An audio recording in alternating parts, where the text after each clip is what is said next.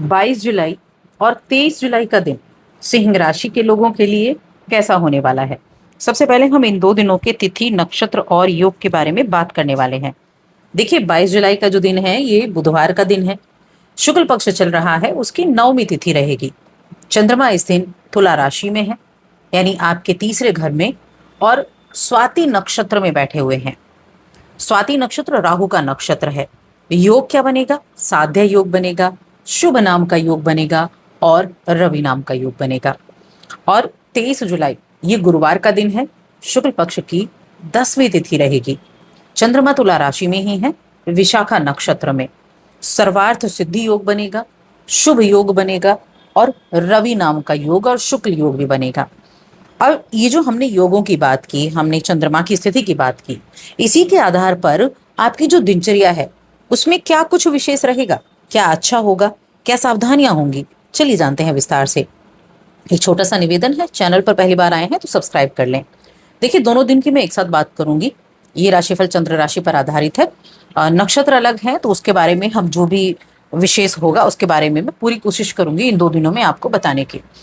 तो हेल्थ से शुरुआत करते हैं। हेल्थ के मामले में ये दिन कैसा रहने वाला है। सबसे पहली चीज तो चंद्रमा जो है वो आपके 12वें घर के स्वामी हैं, और ये 12वें घर का स्वामी जहां बैठा हुआ है, तीसरे घर में बैठा है, तो तीसरे घर के चंद्रमा अच्छा रिजल्ट देते हैं। लेकिन राहु के नक्षत्र में है और राहु आपके 7th हाउस में है। आपकी राशि के स्वामी की बात करें तो अभी शनि के नक्षत्र में वो चल रहे हैं और बैठे कहाँ है? 12वें घर में बैठे हैं। तो हेल्थ के मामले में ये दिन आपके लिए सावधानी पूर्वक रहने चाहिए, क्योंकि कई बार होता है कि कई बार ऐसी टेंशन हो जाती है, ऐसी मुश्किल हालात में आ जाते हैं जहां आपको पेशेंस बनाकर रखना होता है। तो पेशेंस बनाकर रखना है, हेल्थ का ध्यान रखना है। बहुत ज़्यादा गर्मजोशी रह सकती है किसी चीज़ को लेकर, हो सकता है घर परिवार में ही, तो आप चाहते हो घर का कोई सदस्य आपकी किसी तरह से हेल्प करे, ऐसा कुछ हो और ऐसा हो ना पाए, तो उससे मेंटल हेल्थ तो प्रॉब्लम देगी ही देगी, साथ में आपको जो फिजिकल हेल्थ है वो भी इम्पैक्ट कर सकती है, तो थोड़ा ध्यान रखेंगे। अब बाकी चीज़ों की बात कर लेते हैं, जैसे नौकरी हो गया, बिजनेस हो गया, करियर की बात कर लेते हैं। तो देखिए, इस समय में कुछ खर्चे भी आपके लिए दिख रहे हैं। एक तो आपके राशि के स्वामी अपने से 12वें घर में बैठे हैं, दूसरा आपके 12वें घर का स्वामी जो है वो राहु के नक्षत्र में तीसरे घर में बैठा है। तो कुछ यात्राओं पर खर्चा हो सकता है, जो फिजूल की यात्रा भी रह सकती हैं। तो आपको एक अच्छा बजट प्लान करने की आवश्यकता है। देखिए, अगर बेकार का खर्चा होगा और जेब पहले से टाइट चल रही है तो कई तरह की परेशानियां भी होंगी। तो इसीलिए इस चीज़ का ध्यान रखना है कि किसी तरह की टेंशन ना हो, ठीक है। और इस टाइम पीरियड में एक चीज़ और है कि आपके घर में अगर किसी तरह का कोई मान लीजिए किसी बात पर चर्चा चल रही है, कोई घर में कोई कुछ पार्टी होने वाली है, कोई भी उल्लास का कार्यक्रम मान लीजिए आप, तो किसी भी तरह का उल्लास का कोई प्रोग्राम होने वाला है, तो आप ऐसे में अगर टेंशन क्रिएट करेंगे तो क्या होगा? वो टेंशन सभी को, आपको भी ज्यादा रहेगी और परिवार के सदस्यों को भी ज्यादा रहेगी। तो आपको उस प्रोग्राम में पूरी सहभागिता दिखानी है, केवल महज मूक दर्शन ना बने रहे हैं, यानी बैठकर सब देख रहे हैं और अंदर ही अंदर चिढ़ भी रहे हैं, तो ये नहीं करना है। आपको उसका हिस्सा बनना है, आपको उसमें टाइम देना है, आपको उसका एक पार्ट बनकर चलना है। तो जब आप ऐसा करेंगे तो आपकी मेंटल हेल्थ भी सुधरेगी और आपके रिलेशंस भी अच्छे होंगे और आपका दिन भी अच्छा रहेगा, ठीक है। इस चीज को ध्यान रखें। अब जो लोग इस राशि के बेरोजगार हैं, जिनके पास जॉब नहीं है और वो प्रयास कर रहे हैं, तो उनको मेहनत करने की और अधिक आवश्यकता है, अभी और अधिक आवश्यकता है। जब आपकी ये मेहनत, देखिए मेहनत अभी आप कर रहे हैं और रिजल्ट नहीं मिल रहा है, लेकिन इस मेहनत को आपको कंटिन्यू रखना है, क्योंकि उसका परिणाम आपको अच्छा प्राप्त होगा। आप जिस भी कंपटीशन, किसी भी प्रतियोगिता में कदम रखेंगे तो वो कंपटीशन आपको अच्छा रिजल्ट दिलाएगा। बस आपको अपने ऊपर कंट्रोल करना है। आपको सिर्फ ये देखना है कि जो मेरा कर्म है वो मैं करूं।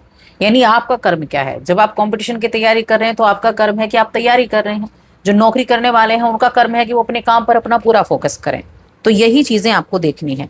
धन संपत्ति के मामले में मिला जुला दिन है। व्यवसाय करने वाले लोगों के लिए भी मिला जुला दिन रहने वाला है। 7th हाउस जो है उसमें राहु बैठे हैं। राहु की दृष्टि आपकी राशि पर है। हालांकि आपकी राशि में शुक्रदेव विराजमान है। अब देखिए, एक चीज क्या है, शुक्रदेव जो तीसरे घर के स्वामी हैं वो आपकी राशि में विराजमान है, और जो चौथे घर के स्वामी है वो तीसरे घर में विराजमान है। तो ट्रैवल से जुड़ा हुआ कोई आपका कोई कहीं आपको जाना था, दूर की यात्रा आपकी होने वाली थी, तो उसमें भी आपको हेल्थ इशू हो सकते हैं, वहां भी आपको थोड़ी सावधानी रखनी है। लेकिन कुछ अच्छी चीजें भी हैं जो आपके लिए बनी हैं। जैसे आप जिन पहचान को बनाने के लिए मेहनत कर रहे थे, जिस पहचान के लिए आप बड़ा मेहनत कर रहे हैं, वो पहचान भी आपको मिल सकती है। बस आपको सबकी नजरों में रहना है। अगर आप योजना के अनुसार काम करेंगे तो आपकी योजना के अनुसार अगर सब कुछ चलता है तो शुभ समय है, करियर में वृद्धि के लिए भी और इसे ऊंचा ले जाने के लिए भी। ठीक है, तो ऐसा नहीं है कि नेगेटिव ही चल रहा है सब कुछ, नहीं, पॉजिटिव चीजें भी यहाँ रहने वाली है। आपका पेशेंस इस चीज को डिसाइड करता है, आपके थॉट्स, आपकी पॉजिटिविटी इस चीज को डिसाइड करती है कि आपको क्या मिलने वाला है, चाहे स्थितियां मुश्किल ही क्यों ना हो। ठीक है, तो ये चीजें आपको देखनी होंगी। आपकी राशि में केतु भी बैठे हैं, आपकी राशि में शुक्रदेव भी बैठे हैं। अपने कम्युनिकेशन पर जितना कंट्रोल करेंगे, अपनी वाणी पर जितना कंट्रोल करेंगे, यानी गिनी जहां जिस चीज की जितनी जरूरत है उतना वहां पर करना है आपको, ये देखना है आपको। फिर आप अपने दिन को अपने हिसाब से भी बना सकते हैं। अब निवेश के मामले में देखें तो निवेश के मामले में खुद को सुरक्षित रखते हुए निवेश करना है। अगर सुरक्षित लगे तब करें, अगर आपको दुविधा है तो रुक जाएं, संभल जाएं, क्योंकि अगर दुविधा है तो यानी कुछ ना कुछ वहां पर प्रॉब्लम जरूर है। अब लंबे समय से आप आमदनी का जरिया खोज रहे हैं, चाहे आपकी आमदनी पहले से हो रही है लेकिन आप एक और आमदनी का जरिया खोज रहे हैं, तो यकीन मानिए आपको आमदनी का वो रास्ता भी दिखाई देगा। और हड़बड़ाहट में फैसला ना लें, जो चल रहा है पहले उस पर ध्यान दें, उसके बाद बहुत सावधानी पूर्वक पूरे पेशेंस के साथ हर चीज को संभल कर आपको फैसला लेना है। अब यहाँ इन 2 दिनों में क्या चीज है, इन 2 दिनों में सिर्फ और सिर्फ सावधानी है कि सावधानी पूर्वक कार्य करने हैं। ट्रेवल है वो सावधानी पूर्वक करना है। आपका जो वाणी है उसको कंट्रोल कर लिया तो सारी चीजें हो जाएंगी। अगर आपने इन 2 दिनों में बड़े आराम से पेशेंस के साथ काम किया तो उसके द्वारा आपको रिजल्ट भी प्राप्त होंगे, ऐसा नहीं है रिजल्ट नहीं मिलेंगे। अब बात करते हैं हम प्रेम जीवन, वैवाहिक जीवन की। तो परिवार का तो देखिए पूरा सपोर्ट है, परिवार के साथ अच्छा है। और वैवाहिक जीवन की बात करें तो वैवाहिक जीवन के मामलों में भी ठीक ठाक रहने वाला है, अच्छे पल मिलेंगे आपको। और प्रेम जीवन की बात की जाए तो प्रेम जीवन में भी ठीक ठाक है। हाँ, आपने कुछ अगर किसी बात को लेकर कोई कड़वी बातें कह दी थी, या फिर आप सोच रहे हैं, मैंने कहा ना वाणी पर कंट्रोल, आपने बातों के बीच में कड़वी बातें करी तो ध्यान रखें, कुछ कहने से पहले सोच लें। क्योंकि अगर आपका साथी आपके प्रति ईमानदार है तो शांत रहकर आपको अपने व्यवहार पर ध्यान देना है, व्यवहार करना है आपको शांत रहकर, इस चीज का देख लेना है। अब ऐसे में आपको उपाय की क्या जरूरत है, सबसे ज्यादा तो आपको मेडिटेशन की आवश्यकता है कि आप मेडिटेशन करें। मेडिटेशन करना बहुत इंपॉर्टेंट है। और दूसरा है आपको भगवान शिव की आराधना करना, शिवलिंग का जलाभिषेक करना, पूरे मन से ओम नमः शिवाय मंत्र का जाप करते हुए। तो बस आज की इस वीडियो में इतना ही। वीडियो कैसी लगी कमेंट करके जरूर बताएं।